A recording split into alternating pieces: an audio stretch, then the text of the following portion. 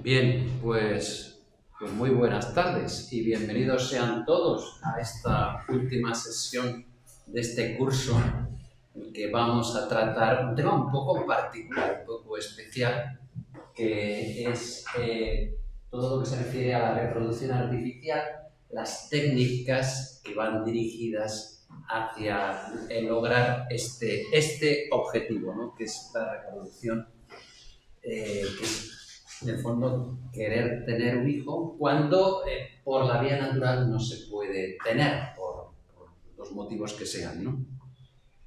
El caso es que estamos en el ámbito de lo que podemos llamar la biotecnología, ¿no?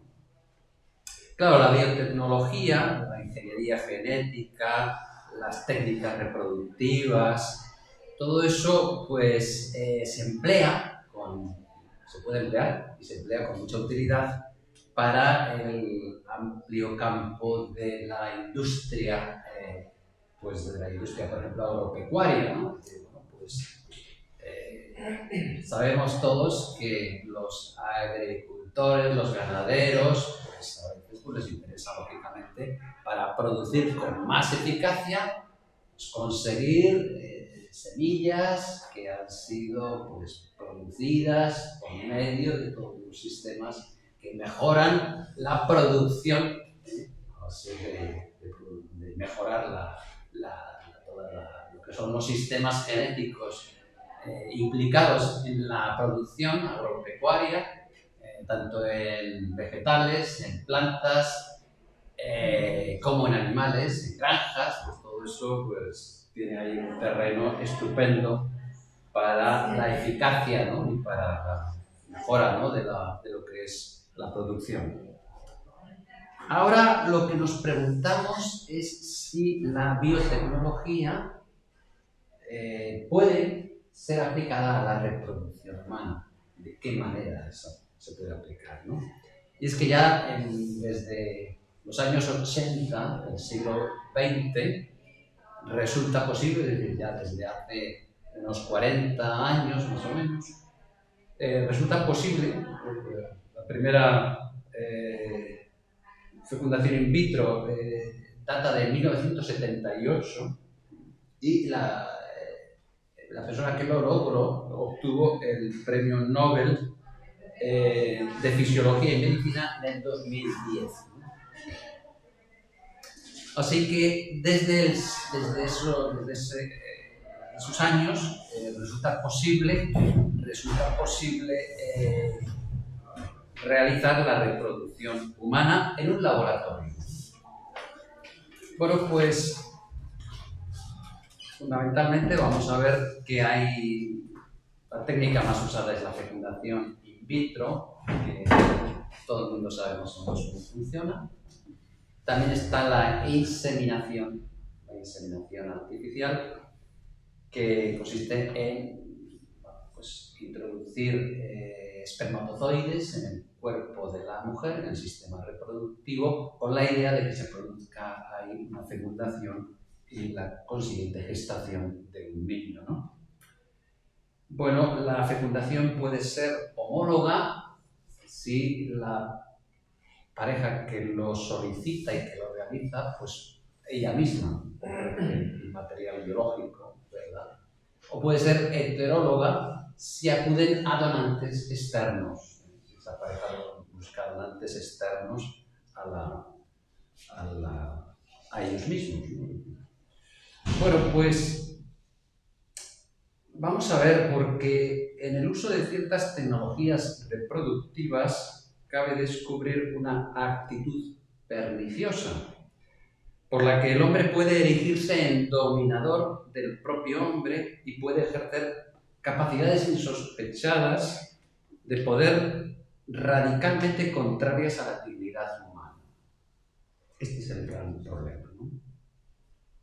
La vida humana deja de ser entonces un don de la naturaleza, un regalo que nos da la naturaleza, esa naturaleza humana que tenemos, que hemos recibido, para convertirse en un poder fáctico e incluso en un derecho, porque está amparado por el ordenamiento jurídico, todo lo que es procreación artificial. La vida humana, al mismo tiempo que es fruto de la naturaleza, tiene un carácter, en cierto modo, sagrado. La vida humana es algo sagrado, algo que tiene una dignidad en sí misma, ¿no? Un valor en sí mismo que nadie pone en duda. Puede tocar a un ser humano nacido, pero ¿y si no ha nacido? Ya las cosas cambian mucho. Esa criatura, antes de nacer, o ya en fase embrionaria, pues ya vamos a ver cómo la FIVET, la fecundación in vitro, pues manipula gravemente esa vida humana, ¿no? Resulta muy tentador, fíjense, para una persona que es capaz de producir la vida humana, para que una pareja que ansía fuertemente tener un hijo y no lo puede tener, y están dispuestos a cualquier esfuerzo o inversión económica, por decirlo de alguna manera, cualquier gasto, para lograr tener un hijo, ¿no? Entonces, aquel biólogo, tecnólogo de la experto en biotecnología, tiene en sus manos el poder de procrear, de producir una vida humana, una criatura. Entonces, el tentador es, si se puede hacer, ¿por qué no hacerlo?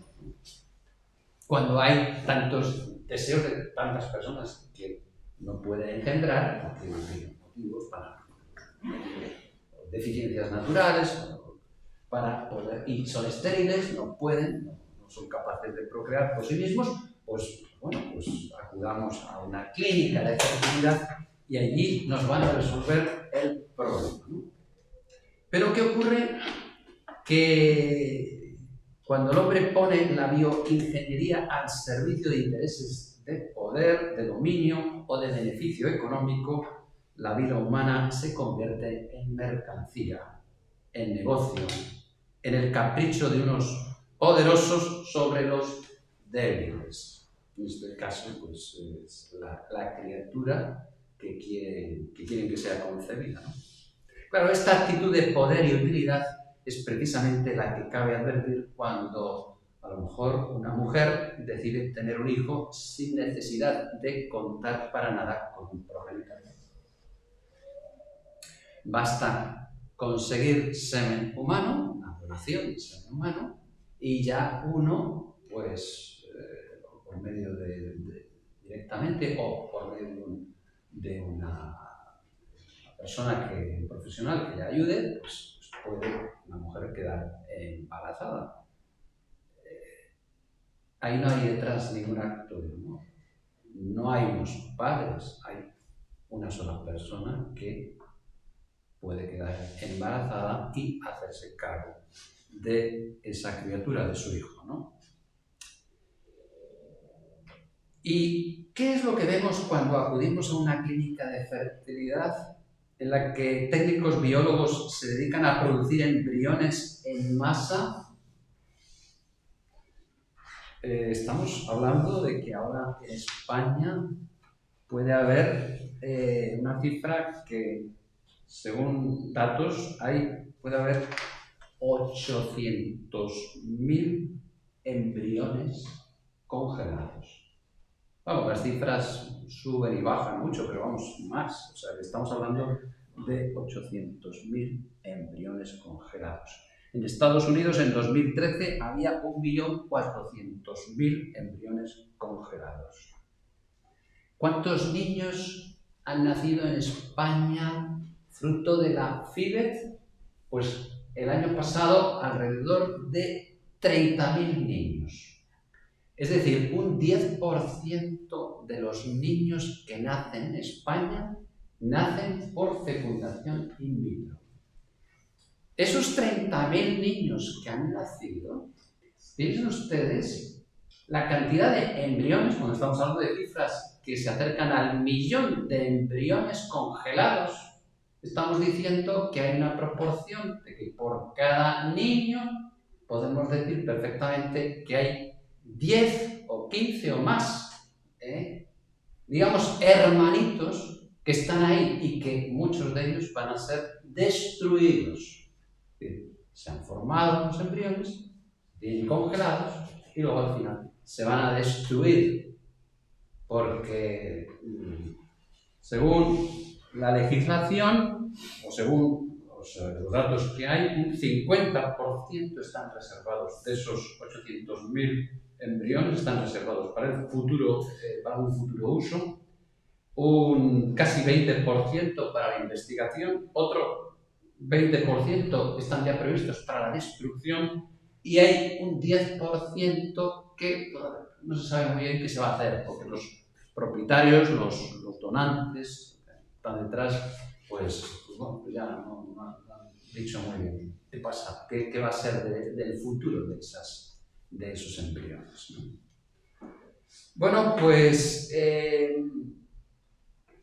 fíjense ustedes que uno va bueno, ya lo iremos viendo, pero en una clínica de reproducción asistida, de FIVEC, se produce primero el banco de gametos, ovarios, óvulos, quiero decir, perdón, óvulos más espermatozoides, luego se produce la fusión, concepción de sus embriones, la formación de sus embriones. Eso es un proceso violento y forzoso. ¿Por qué? Porque se saca fuera del cuerpo de la madre el material, los óvulos, lógicamente. Los óvulos tienen que estar siempre a 37 grados. Una disminución de un solo grado tiene efectos en el embrión y eso puede dar lugar también a riesgos de malformaciones o de enfermedades, un solo grado de temperatura, ¿no? Es decir, claro, el óvulo y el espermatozoide necesitan madurar y prepararse y el óvulo tiene que recibir, según la naturaleza y las condiciones de la naturaleza, al espermatozoide y entonces se produce la concepción. Y entonces se empieza a producir enseguida la división molecular, ¿no? Un proceso complejísimo. Claro, todo eso complejísimo, fuera del cuerpo de la madre, expone a esa criatura a unas condiciones de riesgo, lógicamente. Pero si es poco pensar en todo lo que es la violentación de la naturaleza, ahí, ¿qué pasa luego cuando hay que implantar 3 embriones? Que es lo que se suelen implantar en el útero materno, en un útero que se supone que tiene que estar preparado para recibir al cigoto y que anide. Entonces la legislación de España prevé que se implanten de 3 en 3, con el riesgo también de que se puedan producir un embarazo múltiple y incluso de trillizos, ¿no? Pero todo eso genera riesgos. Lo que ya resulta más tremendo es, desde el punto de vista ético, es todo lo que se hace con esos cientos de miles de embriones sobrantes solo en el ámbito de España, ¿no? Por cierto, es uno de los sitios donde se ha proliferado más toda esta industria de fertilización, ¿no? Por tanto, se toman material genético, se producen embriones y entonces se analizan esos embriones. Y según las características de los embriones, vamos a saber más o menos pues, qué condiciones puede tener la criatura que pueda ser ¿verdad? Concebida, ¿no? Bueno, pues ustedes piensen que si una pareja llega a una clínica de estas, pues ¿por qué puestos a seleccionar y buscar donantes? Pues ¿por qué no? Oiga, pues a mí me gustaría tener un hijo con estas características, ¿no? A ver, un hijo con ojos azules, me gustaría, ¿eh? O con pelo rubio, o pelo moreno, o esta constitución física. A ver, búsquennos en el catálogo, ¿no? Y queremos elegir y tenemos la posibilidad de elegir a la carta el hijo que queremos tener. El biotecnólogo, a su vez, va a estar seleccionando entre esos embriones cuáles son los que parece que tienen el mejor aspecto y cuáles quedan rechazados, porque a lo mejor un embrión perfecto es aquel que se multiplica por 2 cada día, en los primeros 4 o 5 días, que es cuando se va a implantar, normalmente al 5.º día, que es cuando ya se ve que el embrión está reproduciéndose interiormente, las células están creciendo, se le ve que tiene buen aspecto, buena fuerza, pues ese lo vamos a implantar. Este otro que está más enclenque, más fuera, queda descartado, ¿no? Bueno, pues la cultura del descarte está incluida en la FIBEL necesariamente, ¿no? Es decir, selección. Se seleccionan las personas humanas en el fondo, se seleccionan los embriones, se seleccionan y se atiende la vida, ¿no? Es decir, bueno, pues como ven, aparecen una serie de problemas. Todas estas acciones que juegan con embriones, con la vida humana, con la dignidad propia e inalienable de la vida, ejerciendo un poder y dominio que se arrogan sin título de legitimidad ética. Son acciones intrínsecamente injustas y, por tanto, carentes de legitimidad jurídica. El fondo de la cuestión antropológica y ética que subyace en toda esta mercadotecnia es si, además del principio de utilidad, que es el principio, ¿verdad?, el principio en el que vemos con que se trabaja la técnica, ese principio de utilidad, es quiero tener un hijo, quiero que tenga estas características, quiero porque para mí me resulta grato tener este hijo y yo lo deseo, ¿no? Es el principio de utilidad. Pero además del principio de utilidad y por encima de ese principio, ¿no debería existir un principio de dignidad? ¿Qué estamos haciendo con esa criatura que podría ser nuestro hijo? Y que de alguna manera ya lo es, porque ha sido engendrada en un laboratorio con nuestro, digamos, material genético, ¿no? Es decir, que haya un principio de dignidad que reconozca y defienda la vida por hallar en el ser humano algo intangible y supremo. De modo que nadie pueda situarse en una posición de dominio y decisión sobre otro respecto al ser, respecto al origen, respecto al fin, al término y a las condiciones de su existencia. ¿No les parece a ustedes que es inadmisible que un ser pueda determinar el origen, el fin y las condiciones de otro ser? Pues ese principio, el principio que hemos llamado principio personalista, es el que nos tiene que permitir entender y comprender lo que hay en el planteamiento ético, ¿verdad?, correcto con respecto al uso de estas tecnologías, ¿no? Ese principio personalista que debe regir las relaciones entre las personas en la sociedad, que establece el deber de salvaguardar y defender siempre el valor de la persona y su dignidad en toda conducta interpersonal. Y ahí estarían las relaciones sexuales entre las personas, entre un hombre y una mujer, que han de ser, por tanto, unas relaciones en las que se donen tanto el hombre como la mujer, ¿verdad?, se amen de verdad, no se utilicen mutuamente. Y por tanto también que realicen el acto sexual abiertos a la vida, ¿no? ¿Por qué? Porque ese acto es en sí mismo es un acto de donación, ¿no? Debe ser un acto de donación hacia el hijo, ¿no? Resultan, por tanto, ilícitas las relaciones sexuales cerradas a la vida, como también cualquier intento de procreación realizado al margen de la entrega donal de los progenitores y su expresión en el abrazo conyugal. Fíjense ustedes este esquema personalista que yo creo que nos puede ayudar, que es que en la reproducción humana natural,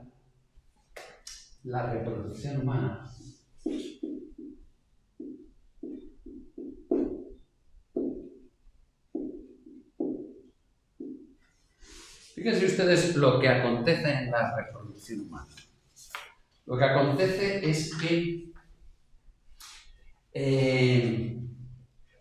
hay un profundo vínculo entre el orden biológico, aquí tendríamos el orden biológico, el orden psicológico y el orden espiritual. Fíjense ustedes qué curioso es esto. La concepción de un nuevo ser humano con su identidad individual, con esa identidad individual propia, es un proceso natural de fusión de dos gametos o células a nivel celular. Vemos cómo ahí hay un proceso de fusión de dos gametos o células reproductivas de género complementario que acontece en el cuerpo de una mujer. Un óvulo, que tenemos a un óvulo, ¿verdad? Que comparado con el espermatozoide es una diferencia de tamaño increíble. Y un pequeñito espermatozoide que entra ahí, ¿no? ¿Verdad? Hay una introducción del espermatozoide en el óvulo que lo recibe. Pero el óvulo, además, y el cuerpo de la mujer prepara ese espermatozoide. Bueno, ese espermatozoide, millones de espermatozoides luchando por llegar al óvulo, luchando por penetrar en el óvulo. A lo mejor hasta el espermatozoide número 20 que golpea ese óvulo no consigue entrar. O sea que es toda una... Es una vicenda, como dirían los italianos, ¿no? Llegar. Entonces, es el óvulo el que elige el espermatozoide. Es el óvulo el que de alguna manera dice, que es tan fuerte, que es capaz, y al que yo también lo he preparado, es capaz de penetrar. Porque además el espermatozoide es como, dicen algunos biotecnólogos, es como si tuviera 4 o 5 capas, y por tanto se mueve con mucha dificultad. El óvulo se va encargando de quitarle capas, hasta que ya el óvulo, ya de alguna manera mucho más libre, porque ha sido preparado por el óvulo, entra dentro y el óvulo lo recibe, ¿no? Fíjense ustedes a nivel celular lo que es la fusión de estos dos gametos. Pues a nivel psicológico, ¿qué nos encontramos? Que esto tiene una correspondencia con lo que podríamos llamar el abrazo sexual. Fíjense que en el abrazo sexual lo que nos encontramos es el cuerpo de la mujer que de alguna manera actúa como receptora de un cuerpo del varón, ¿verdad? El cuerpo de la mujer recibe el cuerpo del varón en el abrazo sexual lleno de gozo, de emoción, ¿no? Ese acto de unión corporal está cargado de emoción psicológica por el que la mujer y el varón se aceptan y reciben con gusto en la unión corporal en la que tiene lugar la consiguiente penetración del semen masculino en la vagina de la mujer, ¿no? En ese acto hay una relación entre esto que se produce aquí y esa penetración del semen del hombre en el cuerpo de la mujer. A nivel espiritual, fíjense ustedes que este acto de unión corporal se reviste de rango ético en cuanto que es expresión de un compromiso esponsal mutuo por el que un hombre y una mujer deciden entregarse recíprocamente y exclusivamente el uno al otro para toda vida en el matrimonio. Es decir, aquí lo que hay es una donación personal, ¿no? ¿Qué podríamos expresar con los dos anillos de la fidelidad, ¿no? Engarzados Sus dos anillos que los esposos llevan en el dedo y que lucen de alguna manera. Yo soy un hombre, estoy esponsalmente vinculado a una mujer. La mujer va con su anillo diciendo, yo tengo un anillo que está engarzado a otro anillo que es el de mi esposo.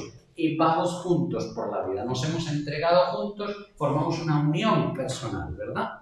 Así que esa unión personal, fíjense ustedes, la relación que hay en el acto reproductivo entre estas tres dimensiones de la persona humana. La dimensión celular con la que se produce la concepción, la dimensión sexual, psicológica, en la que se produce también esa transmisión de semen y ese abrazo y esa unión y el significado personal que eso tiene en cuanto que ahí en ese momento los esposos están viviendo y expresando corporalmente lo que se aman y lo que les une, esa comunión personal que hay entre los tres. Bueno, pues la clave para entender todo lo que estamos viendo en el curso es entender la ligazón que hay para comprender que esto no se entiende sin esto.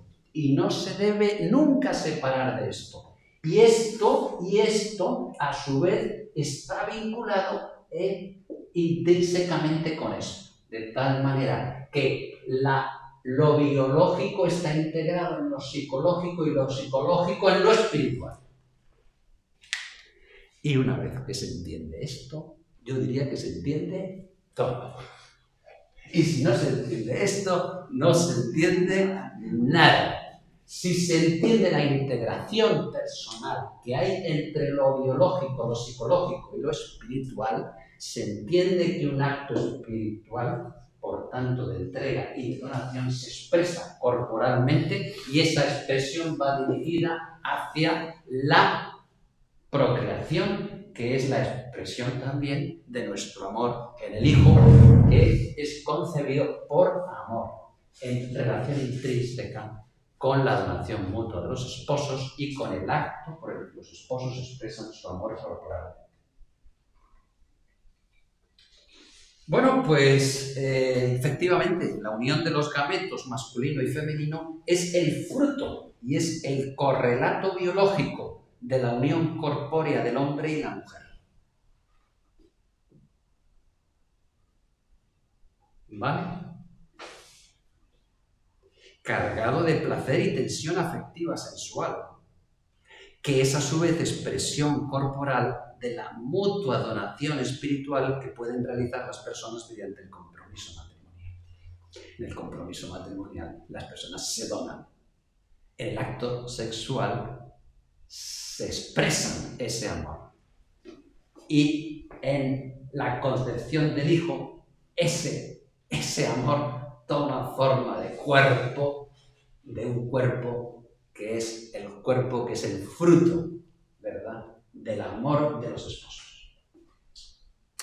Por tanto, no cabe un amor cerrado a la vida y no cabe la vida buscada fuera del contexto de amor en el que tiene que darse. No se puede producir la vida sin no se puede llegar a la procreación de un hijo si no es por la donación amorosa de los padres. Es decir, no se puede entender que el hijo sea una producción técnica, una producción industrial. No es una cosa, no es ganado, no es un cereal que pueda, ¿verdad?, producir. El hijo tiene una dignidad. Y hay una distinción neta entre lo que es lo válido para la utilidad, que son las cosas, que son los vivientes y racionales, las vegetales, ¿verdad?, y los animales, y las personas. Con las personas no se juega, ¿no? ¿Verdad? Entonces, bueno, pues, ¿qué pasa con la inseminación? ¿Qué nos dice todo este planteamiento respecto a la inseminación?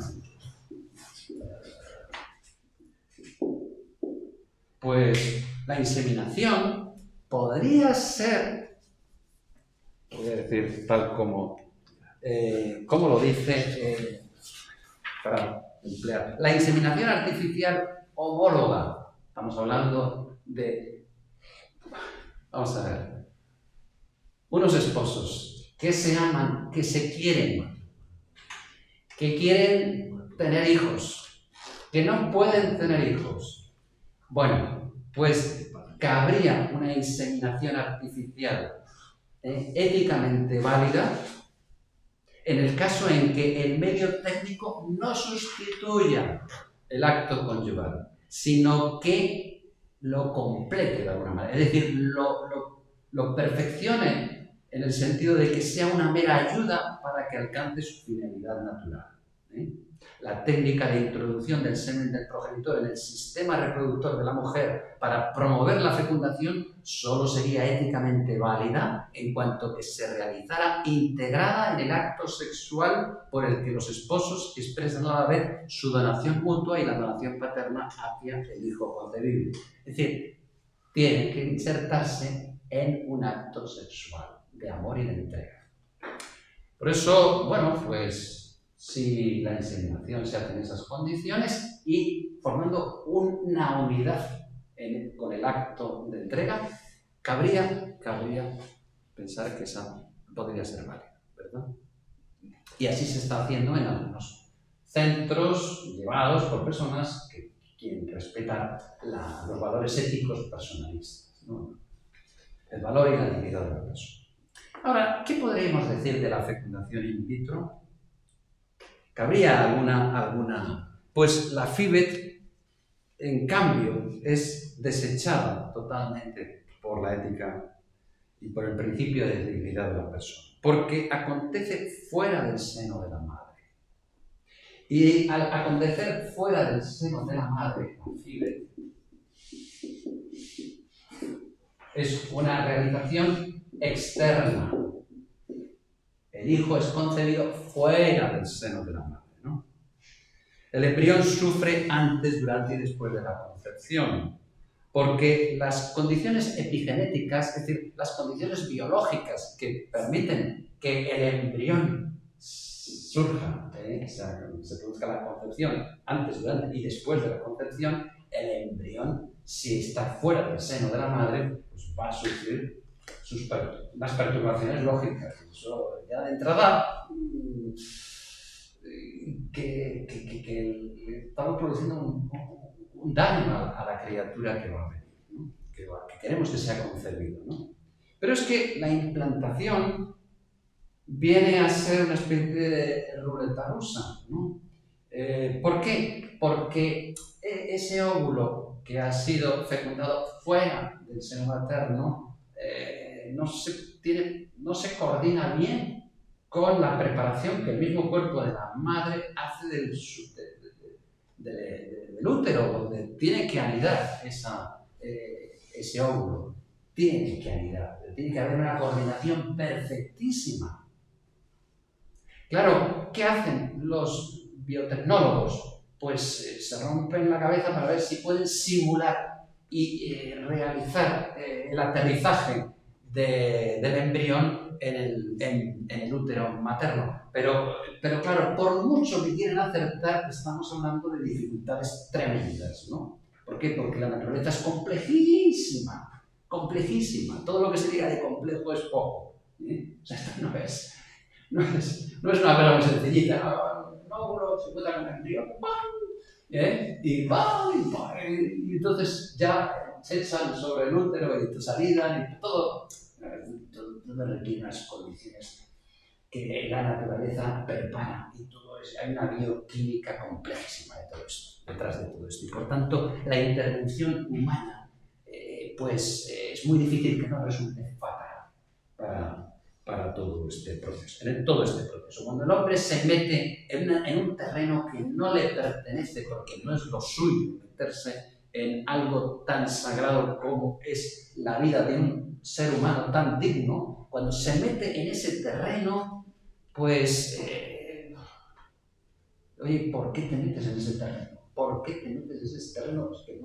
Es que la tecnología nunca serás capaz de ser capaz de hacer lo que hace la naturaleza por sí sola, porque la naturaleza lleva ya millones de años realizándolo. Y tú acabas de llegar a este mundo.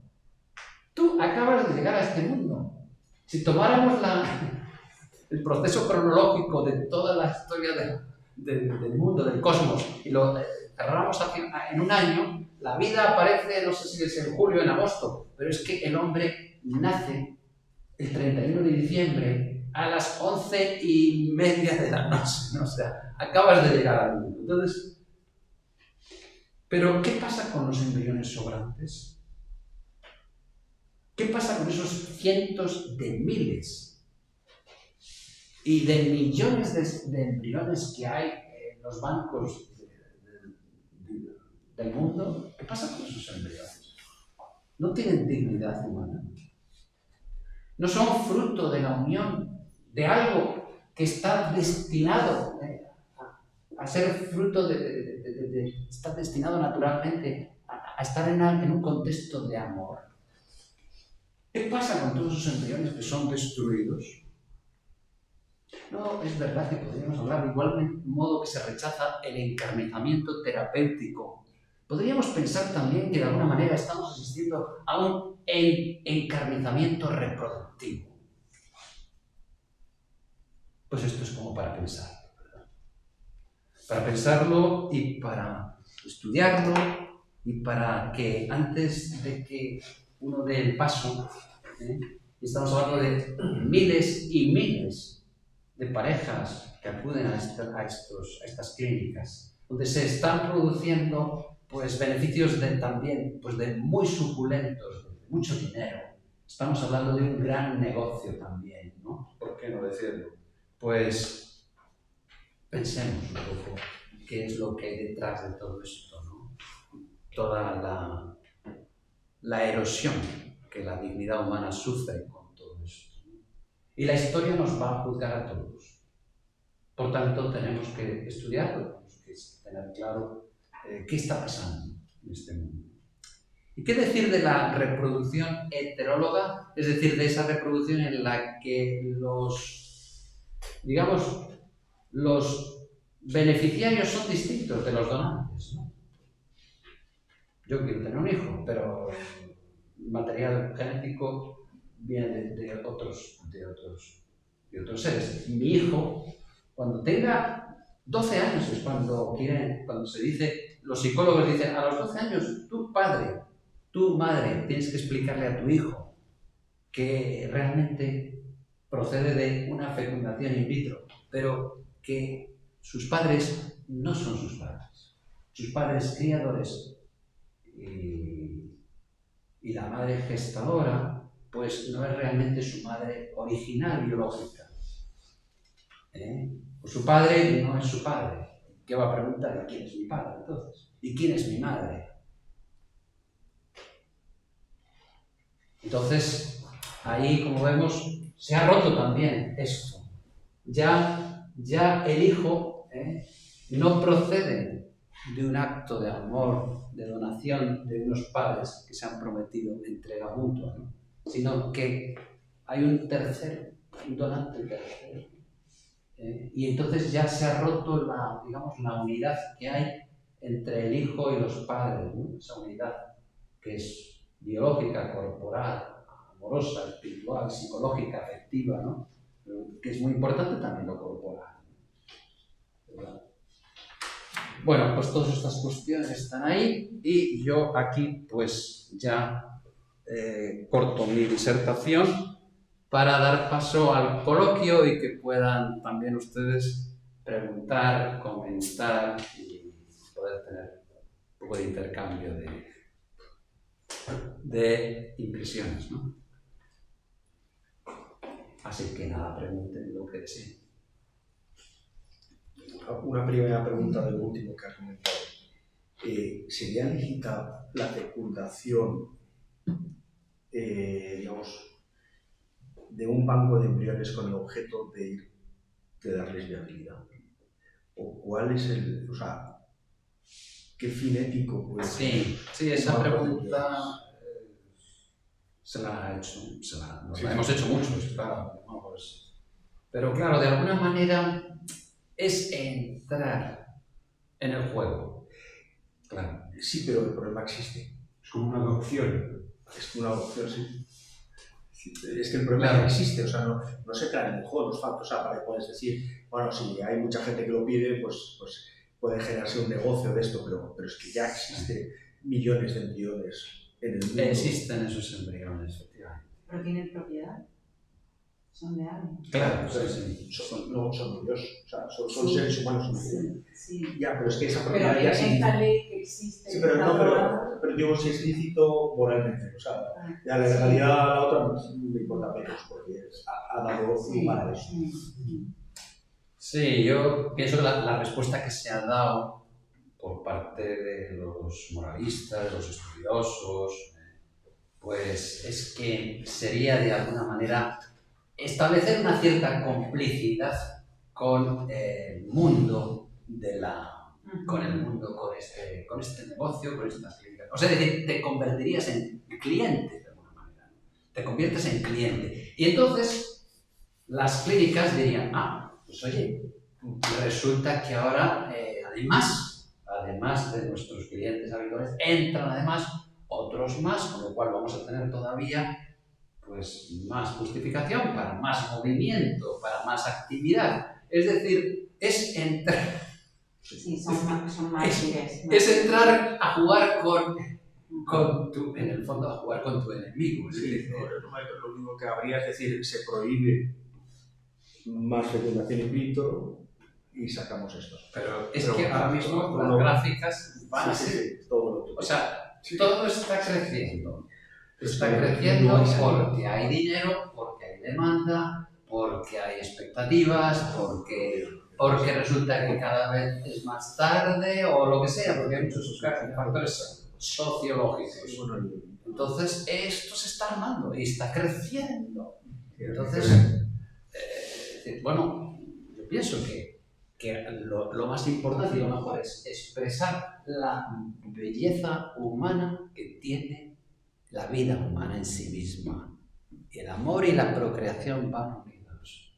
Y esta procreación, sin la unión intrínseca que tiene con el amor y con el abrazo responsable, en el fondo es que estamos procreando en un laboratorio.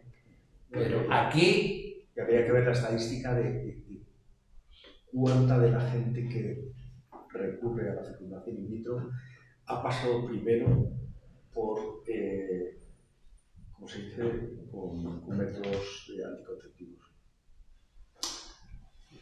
Pues sí, yo creo que ahí sí... De hecho, es la consecuencia. Ahí has tocado un punto que me parece... Hay otro grupo muy grande que yo lo he vivido en primera persona, de mujeres solteras, pues que en un momento dado de su vida quieren ser madres, tienen el derecho de ser madres, entonces se inseminan el derecho. Y yo he conocido a algunos de esos niños que no tienen padres. Es una lástima porque, como, no sé, como sí. el mundo, ¿no? Sí, y la ausencia de padre... Sí, suele generar muchos problemas. La ausencia de padre falta algo muy, muy profundo y muy necesario, ¿verdad? Hombre, sí, es que el padre murió, pues de alguna manera la madre tiene que hacer un poco, pero siempre es una carencia, ¿no? Se nota esa carencia del padre. Si la madre ha buscado al hijo, pues ya de partida, sin pensar en que el hijo pueda tener esa herencia de un padre que al menos en su momento ya le amó a su mujer y esperando al hijo. De alguna manera, ese padre que fallece, pues ahí estuvo y ahí dejó su, ¿verdad? Pero el que nunca estuvo...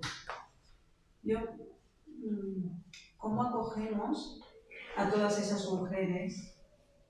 ¿Cómo dialogamos con ellas para que realmente, porque es difícil, o sea, que ellas mismas, porque al final es como todo, o sea, el Señor te va a perdonar, no eres culpable porque no tenías realmente ninguna conciencia de ello. Muchas veces llega un momento en la vida o algo, has tenido un flash, no sé, de repente ves una familia hermosa, bonita y te viene en la conciencia, el Señor te pone en el corazón de ¿qué he hecho? ¿No? ¿Qué he hecho? Pero ya lo tienes en el mundo, ¿no? O sea, ¿cómo se acoge a todas esas realidades? Todos tenemos amigas, ¿sí? Yo tengo, vamos, amigas. Que han tenido hijos por inseminación o por fecundación. Por inseminación. Por inseminación, sí. O sea, con un padre desconocido. Con un padre desconocido. Y son, por tanto, no tienen marido. No tienen marido. Muy común. Pues... No, es muy común. O sea, que no, Sí, no es... sí, entonces, sí. o sea, ¿cómo? Vamos, y como Pues, sacerdote también, claro. cómo se acoge esa realidad y cómo se acoge a ese niño, ¿no? O sea, yo, por ejemplo, a mí mis hijos en algún momento determinado me han dicho el Día del Padre, por ejemplo, oye, ¿qué pasa si no voy a comer con vosotros? Porque tengo este amigo que como no tiene padre, dice, pues como me da un poco de cosa el Día del Padre, pues oye. Sí. Es decir, que esas realidades, vamos, entonces, ¿cómo se acoge con normalidad y con cariño para que realmente esa gente acepte esa realidad que tiene, claro, que no tampoco les dañe, pero claro, defiendan la vida por otro lado? Claro. Bueno, por supuesto, siempre tratamos de reparar y de ayudar a reparar todo lo posible. Y siempre tendremos con cualquier persona que haya incurrido en esto o en cualquier otra falla moral, siempre tendremos un corazón reconciliador y de ayuda y de acogida, y eso siempre. O sea, nunca, una cosa es decir la verdad aquí y ponerla sobre una pizarra en una exposición, y otra cosa ya es que esto no nos va a llevar al rechazo. Rechazamos las acciones, pero nunca a las personas, eso está claro. Y el problema de aquel niño que carece de padre, ¿no? ¿Cómo reparar esa ausencia de un padre? Pues créanme que es una tarea pendiente, por lo menos yo lo tengo pendiente. ¿Cómo reparar eso? Pues no sé, tendría que pensarlo, pero si ustedes, alguno tiene alguna idea, que aproveche ahora. Yo estoy seguro que la única manera sí, es que ese niño descubra a Jesucristo y se dé cuenta de todas estas cosas y diga, bueno, mi madre, con la perdón. Es la única manera. Sí, yo también lo veo así. Por supuesto, que el niño comprenda la raíz del problema, que perdone a su madre y bueno, bien, y de alguna manera a ver si el entorno social puede de alguna manera ayudar. Es decir, tú no tienes padre, pero bueno, pues oye, pues a lo mejor resulta que tienes un ascendiente o un familiar que puede hacer un poco también de padre, ¿verdad? Y que puede ayudar de alguna manera a tu madre en la educación de un hijo, en el que necesita el hijo la referencia de la masculinidad que está expresada por medio del padre y la experiencia de la feminidad expresada por la madre. Y esa diferencia entre papá, el modo de ser de papá, el modo de ser mamá, la manera masculina de ser humano y la manera femenina de ser humano, me sitúa en lo que yo soy. Pues si yo soy varón, tengo la referencia del padre. Si soy niña, tengo la referencia de la madre, ¿verdad?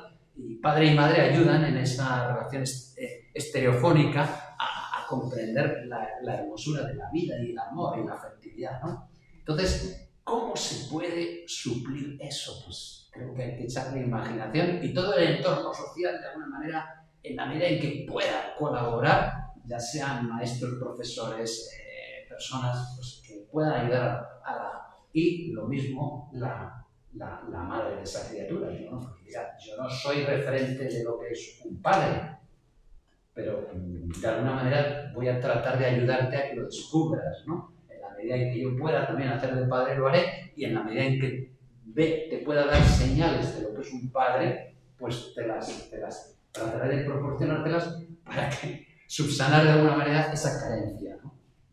En fin, sería para trabajar. Dime, ¿algo más? No. Sí. Muy interesante todo esto, muy interesante. La verdad es que son cosas que... Yo una vez escuché en algún lado una noticia que decía algo así como que gran parte de la población reclusa de los Estados Unidos, en los hombres, había faltado la figura paterna, que eso era un problema importante, ¿no? Factor importante. Sí, un factor importante. La falta de autoridad Sí. del padre, la figura del padre. Sí, sí, sí. Sí, a mí todas estas cosas me cuadran muy bien, ¿no? O sea, dices efectivamente que el padre es muy hermoso. Yo acabo de leer un libro de María Calvo que habla sobre esto, que acaba de publicarlo. Y es fantástico todo lo que dice María Calvo, eso lo recomiendo vivamente, porque el padre tiene autoridad especial por ser padre y tiene que, de alguna manera, poner al hijo ante la realidad del mundo. Tiene que, de alguna manera, sacar al hijo de ese ámbito de confort en el que la madre, de manera natural, lo quiere proteger, ¿no?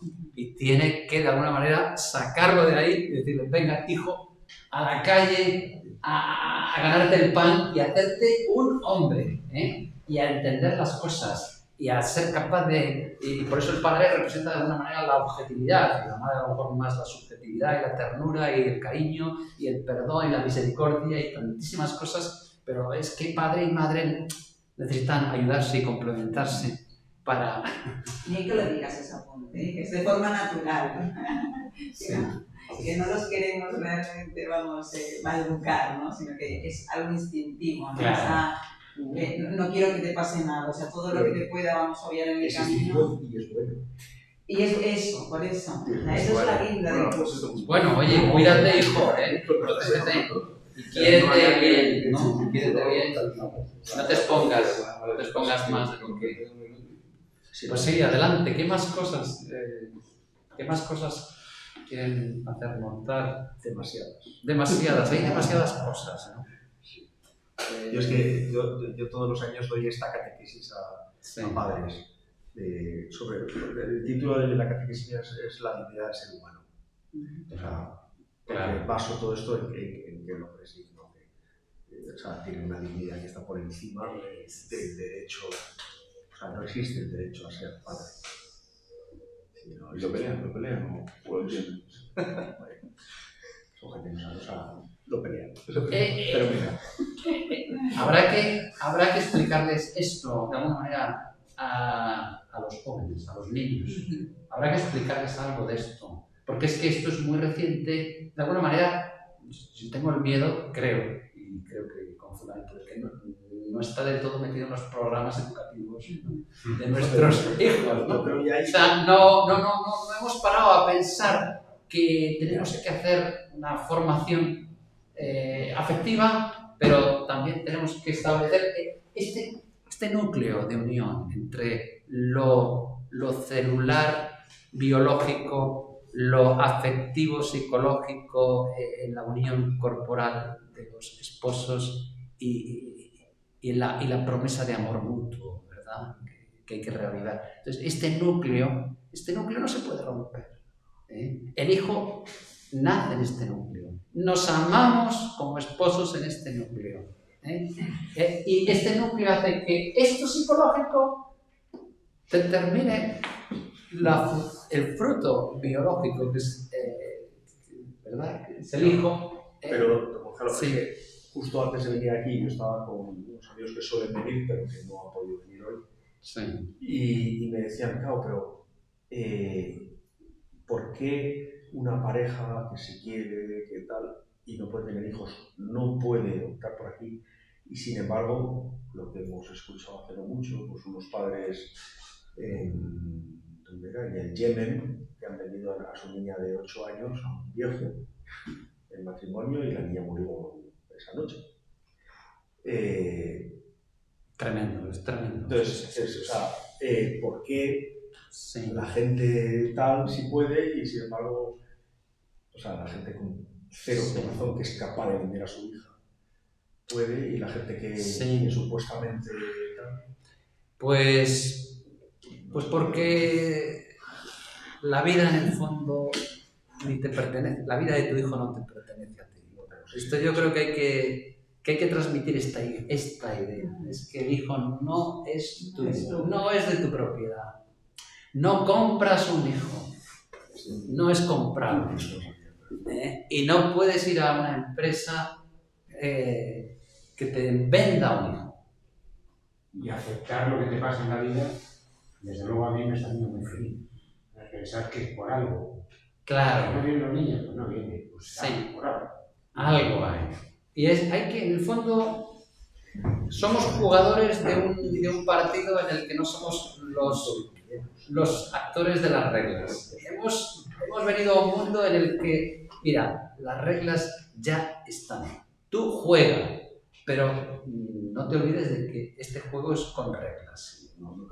Las reglas no las podemos inventar nosotros. Hemos venido a un mundo en el que ya están las reglas. Y esta es la conciencia. Ya están las reglas inventadas. Ahora lo que hace falta es descubrirlas y aceptarlas. Aceptación, respeto de algo que está por encima de nosotros. Una cosa. Sí. Yo tengo la sensación de que la sociedad no está aceptando las reglas. Entonces, claro, una cosa es, esas son las reglas, pero me da la impresión de que cada vez más no se están aceptando. ¿Qué podemos hacer? Pues yo creo que lo que hay que hacer es informar más de las consecuencias de, bueno, todo lo que ha hablado usted. Pero yo creo que es complicado porque la gente lo que ve, en vez de lo que decía, ¿no? En los planes de formación, en vez de dar estas cosas, lo que se dice es, mira todas las posibilidades que tenemos para hacer lo que queramos. Ahí está. Es complicado. Ahí está. Yo creo que hay que insistir en la formación, en informar. Sí. No porque, vamos a ver, no son reglas porque son reglas, sino que son reglas que obedecen a lo bueno de la vida humana. O sea, hay que convencerse de que esto es lo bueno. Y esto, o sea, esto es buenísimo. Pero Gonzalo, primero hay que convencerlos de que se casen. Que se casen por la iglesia, no, es secundario. Es decir, estamos hablando de la donación personal siempre dentro del matrimonio, no fuera del matrimonio. Tú tienes que convencerlo que se casen por la iglesia. Pero es que la relación natural ya es matrimonio. Y si son católicos, no. Sí, pero lo cierto es que la gente no se está casando por la iglesia. Porque no se logra. Sí. Ahora, cabría pensar en las personas sin formación teológica que a lo mejor se donaran en un verdadero amor y si quisieran de verdad, pues sí. Mientras se quieran de verdad dentro de lo que es la capacidad formativa o doctrinal que puedan tener, pero si de verdad se aman y pensemos que esas criaturas pueden estar en un país donde no hay ninguna misión ni hay ninguna educación, pero siguen unos principios naturales de alguna manera de respeto mutuo, de amor mutuo, de quererse mutuamente, pues ahí está, hay verdadero matrimonio natural, hay verdadera donación. Y entonces, seguramente esas criaturas, si tienen esa conciencia, se respetarán y respetarán automáticamente al hijo y no buscarán el hijo fuera del matrimonio. Y si no viene en el matrimonio, no lo buscarán en una clínica de fertilidad, porque algo natural tiene que haber en la conciencia. El problema es que la conciencia humana se está oscureciendo en un mundo muy artificioso, donde estamos perdiendo el contacto con lo que es la naturaleza humana en su genuinidad, en su manera genuina, en su forma genuina.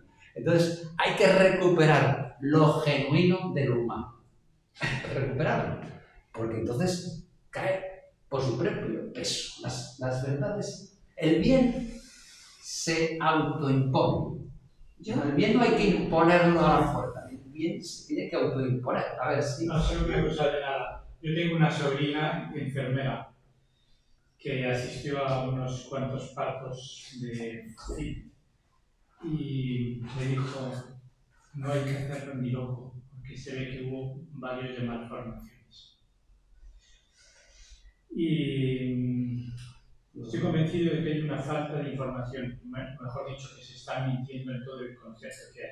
O sea, no solo es el daño psicológico que se puede hacer a los niños porque no tienen un padre, sino que también probablemente aparezcan enfermedades que irán apareciendo con los años y que se sorprenderán.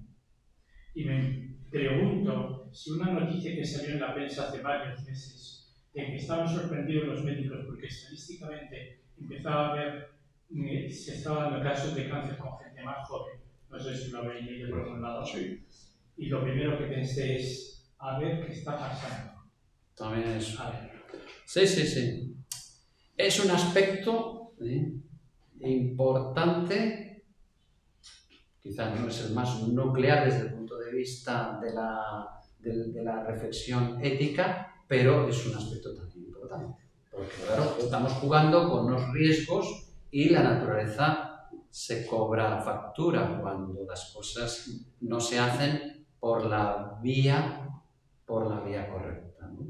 Quien no acepta no ser padre, pues va a aceptar muy mal que su hijo tenga una enfermedad. En el fondo es que se mete en un lío para la vida, porque es un Sí, sí, sí, sí. En el fondo es eso. Hay que aceptar la vida como viene y hay que aceptar la vida y la muerte y la enfermedad y todo lo humano. Hay que aceptarlo y hay que amarlo, pero sin forzar la naturaleza de las cosas. No podemos forzar lo que es la manera natural de amar y de procrear. No podemos forzar, porque eso va a traer consecuencias como esta y otras muchas, ¿verdad? Que en el fondo el hombre no es capaz de percibir o comprender, pero a la larga se terminará dando cuenta del daño que hay detrás de todo esto, el daño a sí mismo y a las generaciones, ¿verdad? Pero claro, hay que buscar la manera de entrar en los jóvenes, ¿no? Muchas veces yo creo que con Javier lo hemos hablado de esto de con los jóvenes, de por qué hablar de sexo si podemos hablar de amor, que pienso que sería un título estupendo, vamos, para que ellos... Y a partir de ahí, pues la dignidad de la persona, que es fundamental. Y cuando ya la dignidad de la persona, cuando ya tú reconozcas la dignidad de la persona, ya no puede haber utilitarismo. Por lo cual empiezas ya a descartar. Yo creo que esos jóvenes los vas hinchando de dignidad y luego serán capaces de rechazar, ¿sabes? Lo otro, lo que no. Pero claro, hay que volverles a enseñar lo bello, lo bueno y lo verdadero. Exactamente. Eso es lo mejor. Y a través de, a lo mejor, sketches así como un poco teatrales, testimoniales, pequeñas vivencias entre ellos mismos, que se identifiquen. Sí, no, ya creo que la materialización de ese con quién. Sí, tiene razón. Al final es educar en lo que Sí. Esa actitud de dominio, de poder, ¿verdad? Y de selección que hay intrínseca a todas estas, todo eso no es bueno, ¿verdad? Es bueno ejercer esa actitud dominadora, ¿no? Ser dueño del origen de la vida y de ser también dueño del final de la vida, ¿no? Eso es usurpar una posición que... Es como un poco el Frankenstein. Sí, ¿verdad? todo eso, sí, todo eso huele mal, y en el fondo es algo que nos tiene que, la conciencia nos tiene que, de alguna manera, repugnar. Entonces, cuando uno encuentra esa repulsión a todo esto, con una conciencia sana, y una conciencia de lo que es amar a un hijo y engendrarle por amor, y no sustituir el amor por la tecnología, porque una tecnología sustitutiva del amor no es nociva para el hijo y para los padres. Entonces, ese mensaje hay que transmitirlo para expresar lo que es la belleza de la vida y del amor y de la procreación. ¿De acuerdo? Pues aquí nos quedamos y ya seguiremos con los. Gracias. Ahora veremos qué hagamos.